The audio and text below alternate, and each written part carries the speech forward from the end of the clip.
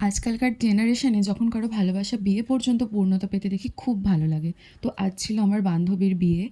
আর ওর বরের বাড়ি ছিল ওর বাড়ির খুবই কাছে। তো ওর ইচ্ছা ছিল যে ও দক্ষিণেশ্বরে গিয়ে বিয়ে করবে। তো মন্দিরের খুব কাছে একটা লজ বুকিং করে ওর বিয়েটা হয়। তো সকালবেলায় আমরা ট্রেন থেকে নেবে গঙ্গার পাশ দিয়ে পৌঁছে গেছিলাম লজে। গেটটা ভীষণ সুন্দর সাজিয়েছিল। দেন আমরা রুমে চেক ইন করি।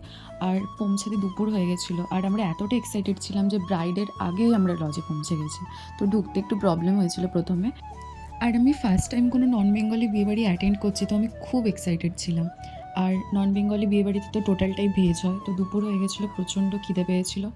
একটুখানি রুমটা দেখে নিয়ে আমরা চলে গেছিলাম ডিরেক্ট খেতে। আর খাবার দাবারের টেস্ট ছিল অসাধারণ। স্টিম রাইস, ভেজ ডাল, একটা সবজি ডাল ছিল, আর পটল আলুর তরকারি, ঝুরি আলু ভাজা, সমস্ত কিছু খেয়ে দেন আমরা রুমে চলে এলাম। এসে লেগে গেলাম রেডি হতে। তো তোমরা নেক্সট ভিডিওতে দেখতে পাবে আমাদের বিয়ের লুকটা। আর এটা ছিল আমাদের ব্রাইড। দেখে নাও ব্রাইডের অবস্থা। Stay tune, by.